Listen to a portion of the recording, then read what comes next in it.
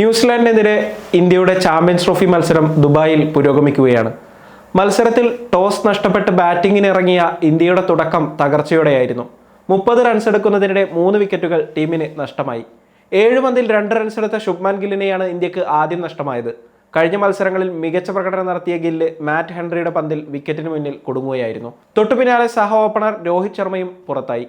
17 പന്തിൽ 15 റൺസായിരുന്നു ഹിറ്റ്മാന്റെ സമ്പാദ്യം. പാകിസ്ഥാനെതിരെ സെഞ്ചുറി നേടിയ വിരാട് കോഹ്ലിയെയും മാറ്റ് ഹെൻറി പുറത്താക്കി. പിന്നീട് ശ്രേയസ് അയ്യരുടെ അർദ്ധ സെഞ്ചുറിയുടെ ബലത്തിൽ ഇന്ത്യ വൻ തകർച്ച ഒഴിവാക്കി. 42 റൺസ് എടുത്ത അക്സർ പട്ടേലിനൊപ്പം മികച്ച പാർട്ട്ണർഷിപ്പാണ് ശ്രേയസ് അയ്യർ പടുത്തുയർത്തിയത്. ഒടുവിൽ 79 റൺസ് എടുത്ത ശ്രേയസ് അയ്യർ 37 ഓവറിൽ പുറത്തായി. ഈ മത്സരത്തിൽ ഭാഗ്യമില്ലായ്മയുടെ കാര്യത്തിൽ റെക്കോർഡിട്ടിരിക്കുകയാണ് ഇന്ത്യൻ ക്യാപ്റ്റൻ രോഹിത് ശർമ്മ. ഏകദിന മത്സരത്തിൽ തുടർച്ചയായി 10 ടോസുകളിൽ പരാജയപ്പെടുന്ന ആദ്യ ഇന്ത്യൻ ക്യാപ്റ്റനായി രോഹിത് ശർമ്മ മാറി. വെസ്റ്റ് ഇൻഡീസ് ഇതിഹാസ നായകൻ ബ്രയാൻ ലാറയാണ് തുടർച്ചയായി 12 ടോസുകൾ പരാജയപ്പെട്ട് ഈ പട്ടികയിൽ മുന്നിലുള്ളത്. 1998 ഒക്ടോബറിനും 99 മെയ് മാസത്തിനുമിടയിലാണ് തുടർച്ചയായി ബ്രയാൻ ലാറയ്ക്ക് ടോസിൽ ഭാഗ്യമില്ലാതെ പോയത്. രോഹിത് ശർമ്മക്കും ബ്രയാൻ ലാറയ്ക്കും പുറമെ 11 ടോസുകൾ പരാജയപ്പെട്ട നെതർലൻഡ്സ് മുൻ നായകൻ പീറ്റർ ബോറനും ഈ പട്ടികയിലുണ്ട്. 2011 മാർച്ചിനും 2013 ഓഗസ്റ്റിനും ഇടയിലാണ് പീറ്റർ ബോറൻ തുടർച്ചയായി 11 ടോസുകളിൽ പരാജയപ്പെട്ടത്. അതേസമയം ടോസുകളിലെ ഇന്ത്യൻ ടീമിന്റെ തുടർച്ചയായ തോൽവി 13 എണ്ണമായി മാറി. ചാമ്പ്യൻസ് ട്രോഫിയിൽ ആദ്യ 2 മത്സരങ്ങളിലും ടോസ് നഷ്ടപ്പെട്ട ഇന്ത്യയെ എതിരാളികൾ ഫീൽഡ് ചെയ്യാൻ അയക്കുകയായിരുന്നു.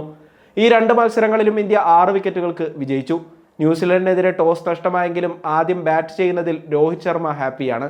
ആദ്യ 2 മത്സരങ്ങളിലും ചേസ് ചെയ്തതിനാൽ ഇന്ന് ആദ്യം ബാറ്റ് ചെയ്യണമെന്നായിരുന്നു ഇന്ത്യൻ ടീമിന്റെ പ്ലാൻ.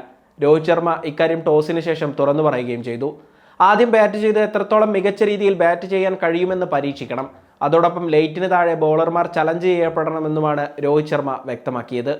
ടോസ് എന്തു തന്നെയായാലും ആദ്യം ബാറ്റ് ചെയ്യണമെന്നായിരുന്നു ടീമിന്റെ ആഗ്രഹമെന്ന് രോഹിത് ശർമ്മ വ്യക്തമാക്കി. ഒരു മാറ്റത്തോടെയാണ് ഇന്ത്യ ന്യൂസിലാൻഡിനെതിരെ ഇറങ്ങിയത്.